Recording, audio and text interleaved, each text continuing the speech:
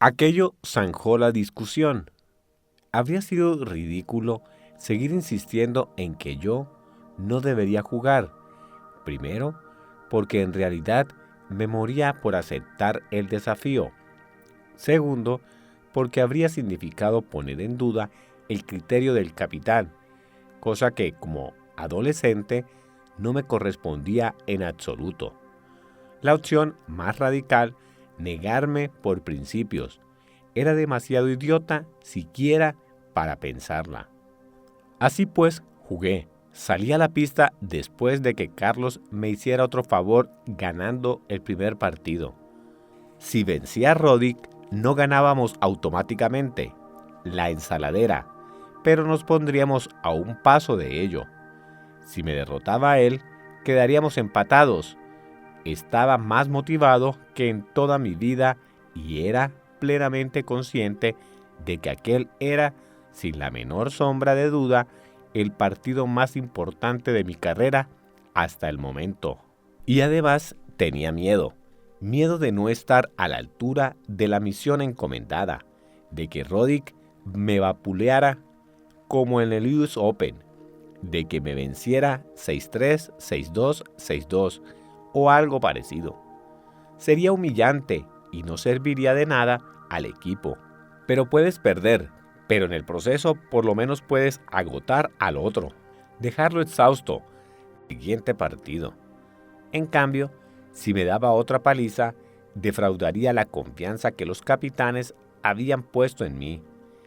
Defraudaría a mis compañeros, al público, a todos. Era un partido con muchísima presión. Era la final de la Copa Davis. Por si fuera poco, en suelo español. No iba a jugar solo para mí. Y además, y por encima de todo, lo que más me asustaba era la arriesgadísima decisión que había tomado al elegirme. Sin embargo, cuando salí a la pista, la adrenalina barrió todo el miedo y la multitud me arrastró con su entusiasmo hasta tal punto que jugué por puro instinto, casi sin detenerme a pensar. Nunca me había apoyado tanto el público, ni antes ni después. No solo era yo el jugador que representaba a España en una de las ciudades más patrióticas del país, también era el que tenía menos posibilidades. David frente al Goliat, que era Roddick. Sería imposible imaginar nada más alejado del elegante sentido de la etiqueta tenística de Wimbledon. Silencio durante los puntos. De eso nada. No había llegado a realizar mi sueño infantil de ser futbolista profesional, pero tampoco había estado nunca tan cerca del ambiente que rodea al futbolista cuando sale al césped para disputar un encuentro importante o cuando marca un gol en el desempate del campeonato. Porque cada vez que ganaba un punto en la pista, los 27,000 espectadores saltaban como si hubiera metido un balón en la red. Y he de confesar que yo reaccionaba a menudo como si fuera un futbolista que acababa de marcar. Creo que nunca he levantado tanto los brazos al aire ni saltado tanto de alegría como en aquel partido. No sé qué pensaba Andy Roddick, pero no había otra forma de responder al entusiasmo que me embargaba. El público que asiste a un partido de tenis raras veces influye en el resultado, si lo comparamos con el que asiste a un partido de fútbol o de baloncesto. Pero allí influyó. Siempre he sabido que jugar en casa supone una ventaja, pero nunca lo había experimentado hasta entonces.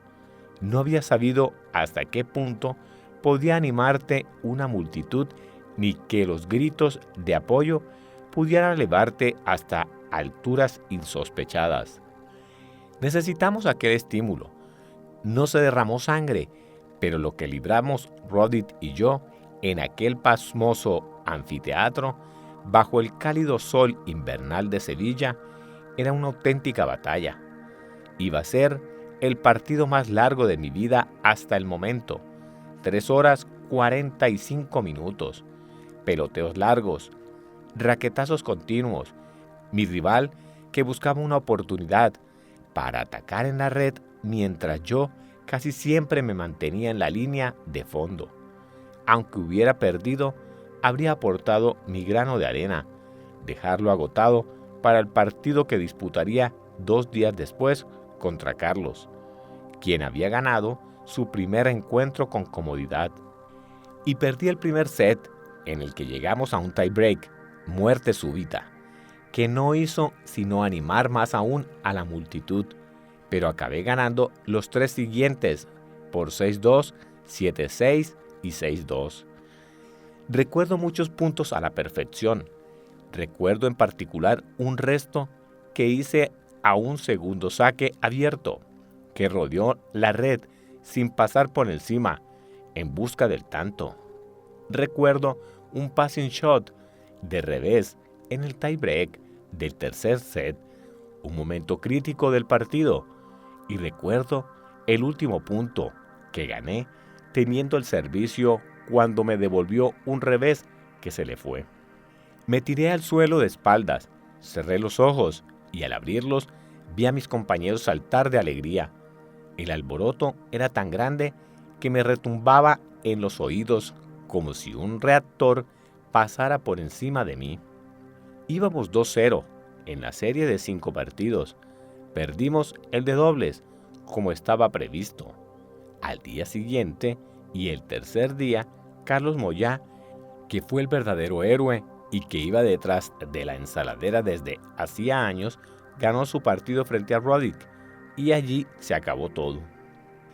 Ya no tuve que jugar contra Marty Fish, ganábamos 3-1, y la Copa Davis era nuestra. Fue el momento más destacado de mi vida hasta entonces, y también, según se vio con el tiempo, el momento en que el mundo del tenis se puso en pie y empezó a prestarme más atención. Andy Roddick dijo algo muy bonito sobre mí después del partido. Dijo que no había muchos jugadores para partidos cruciales de verdad, pero que yo era uno de ellos.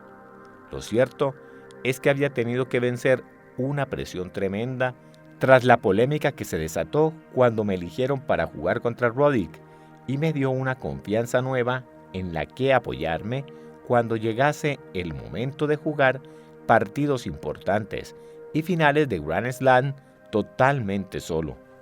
Uno es la suma de todos los partidos que ha jugado, y aunque la final de la Copa Davis estaba muy lejos de mi cabeza 3 años y medio después, mientras trataba de ganar el tercer set en Wimbledon frente a Federer, sentí la huella que había dejado en mí. Al menos me había ayudado en los 2 primeros sets, que había ganado yo, pero Federer había empezado en el set siguiente con golpes brillantes y me sentía contra las cuerdas, sobre todo en el 6º juego. El servicio era mío, había jugado un revés realmente decepcionante que se había estrellado en la red y perdía por 15-40. Por primera vez en todo el partido me abandonó la sangre fría y lancé un grito de cólera. Estaba furioso conmigo mismo porque sabía muy bien que no había hecho lo que debía con aquel golpe. Recurrí a un cortado cuando habría tenido que soltar una derecha. La cabeza me había fallado. Sabía que no era el golpe que tenía que dar, pero tuve un momento de vacilación, un momento de miedo, y lo di de todos modos. Me decanté por la opción conservadora, perdí el valor, y en aquel instante me odié por eso. La buena noticia era que Federer también estaba con los nervios a flor de piel. Fue un juego tremendamente tenso para ambos, pero por ello mismo no fue el de más calidad del partido. Los dos estábamos jugando mal al mismo tiempo. La diferencia era que yo jugaba menos mal cuando más importaba. Federer había tenido 4 puntos de break en el 6º juego y yo los había defendido bien, hasta que saqué ventaja y gané el juego en mi segundo servicio. Estábamos pues 3-3 con el servicio de su parte y se acercaba el famoso y crucial séptimo juego. No siempre es tan crucial como quiere la tradición tenística, pero aquella vez sí lo era. Vi mi oportunidad y pensé que estaba preparado para aprovecharla. Federer tenía que haber estado nervioso porque no había sabido capitalizar las oportunidades que había tenido en el juego anterior. En aquel momento del partido sumaba en total 12 puntos de break y yo solo 4. Pero él había ganado 1 y yo 3. Era una prueba de que los partidos de tenis se deciden en los grandes puntos, de que la diferencia entre la victoria y la derrota no radica en la fuerza física ni en la capacidad innata, sino en tener un plus psicológico. Y este estaba en mi lado de la pista en aquel preciso momento. La tensión estaba en su punto álgido, pero el impulso había cambiado.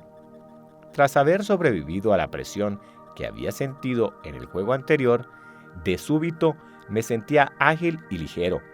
Miré al cielo y lo vi muy nublado. Las sombras habían desaparecido de la pista.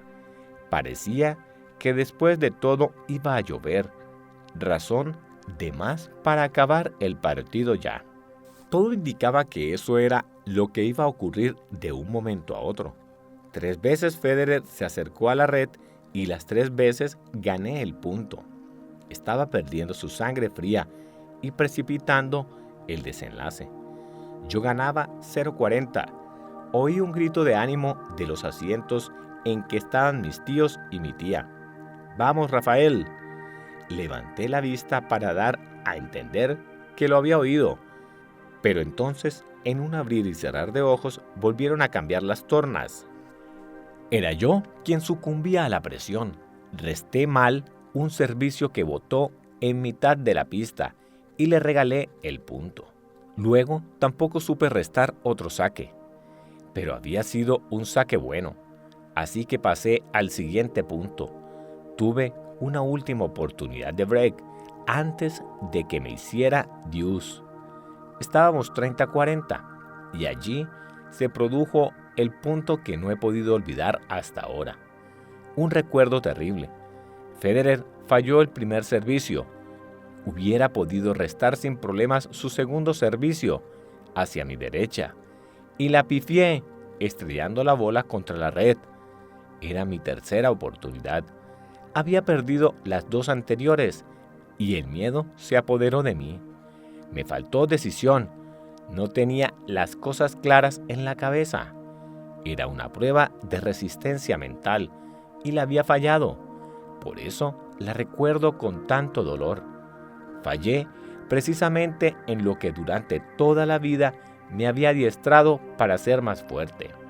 Y una vez más me dije, puede que no vuelva a presentarse esta oportunidad. Podría haber sido el punto clave del partido. Sabía que allí había perdido la gran ocasión de ganar el torneo de Wimbledon, o al menos de quedarme a un paso de la victoria. Y efectivamente, con 2 grandes servicios de Federer, ganó el juego. Me llevé una gran decepción, pero tenía que borrarla de mi mente de inmediato.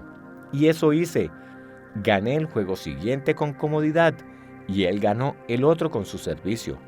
Me ganaba entonces 5-4 y en aquel instante, de acuerdo con lo previsto, se puso a llover. Estaba preparado y me lo tomé con calma. Aunque transcurrió más de 1 hora hasta que reanudamos el partido, me fui al vestuario, donde Tony y Titín no tardaron en reunirse conmigo. Titín me cambió las vendas de los dedos y yo me puse otra ropa. Hablamos poco. Yo no estaba de humor para charlar. Federer parecía más relajado. Hablaba e incluso se reía un poco con su gente. Yo le llevaba 2 sets de ventaja, pero estaba más tenso que él. O, en cualquier caso, lo parecía. Al volver a la pista, saqué para salvar el set, y eso ocurrió. y 2 juegos después volví a salvarlo. Llegamos al tie break y me fulminó con su saque, terminando el set como había empezado. 3 ace y otro servicio que habría podido ser el cuarto.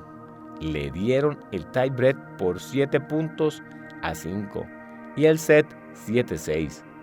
Había tenido mi oportunidad y la había desperdiciado en un par de momentos de debilidad en que habría tenido que ser más fuerte, pero aún ganaba por 2-1, con los nervios de punta. Bastaba con tener ojos en la cara la víspera de la final de la Copa Davis de 2004 para darse cuenta del malestar de Juan Carlos Ferrero y Tommy Robredo, desplazados de su lugar en la historia por el emergente 18añero Nadal. Resultaba evidente para cualquiera que hubiera visto la rueda de prensa que dio el equipo la noche antes del primer día de juego. Cuando los 4 posaron para los fotógrafos, saltaba a la vista que el equipo de España no era precisamente la imagen de la armonía patriótica. Carlos Moyá, número 1 de España, habló con el aplomo de un diplomático. Ferrero y Robredo tenían cara de querer estar en cualquier lugar que no fuera ese. Nadal se removía, se miraba los pies y esbozaba sonrisas forzadas que no conseguían disimular su inquietud. Cuando Rafa vino a verme, recuerda Moyá, y me dijo que estaba dispuesto a ceder su puesto en el partido contra Roddick a cualquiera de los otros 2, le dije que no, que era una decisión de los capitanes y que, en cualquier caso, él contaba con toda mi confianza, pero por dentro tenía mis dudas. Moyá le dijo lo mismo a Tony Nadal, que tampoco las tenía todas consigo. De todos modos, la decisión se había tomado. Prosigue Moyá, y no me pareció oportuno aumentar la tensión del grupo ni presionar más a Rafa, que estaba en un dilema, diciéndole nada más. Moyá habló sin rodeos con Ferrero, le pidió que aceptara la decisión sin hacerse mala sangre y le recordó que ya había desempeñado su papel consiguiendo que España llegara a la final. El archivo de la Copa Davis así lo pondría de manifiesto, y tanto sus triunfos como los de Nadal significarían la victoria también para él, independientemente de si zanjaron allí la discusión o no. Las dudas de Rafa sobre su derecho moral a jugar pasaron a ser ahora un factor añadido a las preocupaciones de Moyá. Si Rafa hubiera sido más presuntuoso, menos sensible, o no se hubiera sentido afectado, o simplemente no se hubiera molestado por el malestar que de manera inopinada se había apoderado del grupo, habría afrontado el decisivo encuentro contra el experimentado número 1 americano con la cabeza más despejada. Pero no fue así. Moyá sabía muy bien que detrás de la máscara de gladiador que se ponía durante los partidos había un alma recelosa y sensible. Conocía al Rafa Clark Kent, al Rafa indeciso, que tenía que escuchar muchas opiniones para llegar a concebir una propia, al Rafa temeroso de la oscuridad, temeroso de los perros. Cuando Nadal iba de vista a la casa de Moyá, este tenía que encerrar a su perro en un dormitorio, porque si lo veía suelto, no se sentía tranquilo. Era un joven súper nervioso, que vivía pendiente de los sentimientos de los demás, acostumbrado a un entorno familiar, protegido y armonioso, y que se sentía mal cuando se respiraba animosidad en el ambiente. En aquellos momentos se notaba que flotaba el malestar en la familia española de la Copa Davis, y para empeorar las cosas, Nadal, si bien no era la causa, estaba ciertamente en el vórtice del problema. Poner orden en su cabeza para jugar el partido más importante de su vida, y eso lo sabíamos ya, iba a ser un reto mayor de lo habitual para su joven amigo. Por si esto no bastara, Moyá no podía menos que recordar que Rafa, por muy bueno que hubiera parecido en el entrenamiento aquella semana, había perdido hacía solo 14 días contra un jugador situado en el puesto 400 de la clasificación mundial, y su servicio era claramente más flojo que el de Roddick, que era casi el 50% más rápido. Pero Moyá también tenía motivos para creer en su joven compañero de equipo. Conocía a Rafa desde que éste tenía 12 años. Había entrenado con él docenas de veces y había sido derrotado por él 2 años antes en un torneo importante. Ningún otro profesional de alto nivel había sido tan íntimo de Rafa y ninguno seguiría manteniendo con él una amistad tan estrecha con su paisano mallorquín, 10 años mayor que Nadal. Moyá, que había arrebatado el número 1 a Pete Sampras en 1999, sabía que Nadal tenía cualidades especiales, pero no sabría lo especiales que eran hasta que saliese a jugar delante de 27.000 espectadores en el transformado estadio de Cartuja de Sevilla, con toda la presión del mundo sobre sus hombros, y derrotara al número 2 del mundo en 4 sets emocionalmente supertensos y físicamente demoledores. La gente hablaba ya de Rafa en Mallorca cuando tenía 6 o 7 años, cuando Moyá, aunque al principio había que preguntarse si se debía a que era sobrino de Miguel Ángel, el futbolista, toda una leyenda en la isla. Pero el mundo del tenis allí es pequeño. Mi entrenador, Jofre Porta, también lo entrenaba a él a veces. Y cuando a los 8 años ganó el campeonato de Mallorca en la modalidad sub-12, empezó a crearse un rumor a su alrededor. Recuerdo que Jofre me decía, este va a ser de los buenos. A los 12 años ya era uno de los mejores del mundo en su categoría. Fue entonces cuando lo conocí. El encuentro tuvo lugar en la ciudad alemana de Stuttgart. Moyá jugaba en un torneo de la ATP y Nadal en otro juvenil. Alguien de Nike, que había tenido vistas suficientes para ficharlo, me preguntó si podía calentar con él. Lo hice durante más o menos 1 hora. Para ser sinceros, no me pareció que estuviera mucho más dotado que otros jugadores de su edad. Me di cuenta de que era muy luchador, aunque lo que más me llamó la atención fue su timidez. Nos dimos la mano al conocernos, pero ni siquiera me miró y apenas pronunció palabras.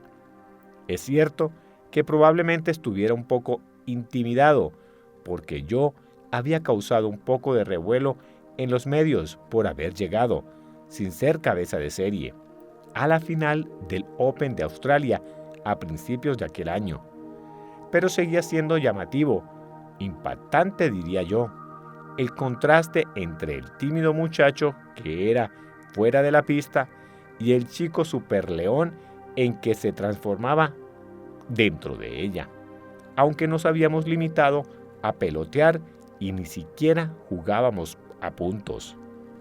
Cuando tenía 14 años, época en la que Moyá había ganado ya su torneo de Grand Slam en Roland Garros, Nadal empezó a entrenar con él en Mallorca 3 veces por semana. La gente me dice a veces, has ayudado mucho a Rafa, ¿verdad? Bueno, quizá, pero él también me ha ayudado mucho a mí. Aquellas sesiones de entrenamiento también me eran útiles. Ya entonces era suficientemente bueno como para ponerme en dificultades. Y eso, que yo ya tenía en aquel momento un puesto indiscutible entre los 10 mejores del mundo. Jugábamos varios sets y como yo no quería que me derrotase un chico de 14 años, me ayudaba a mantenerme al límite. Incluso pienso que me ayudó a ser mejor jugador.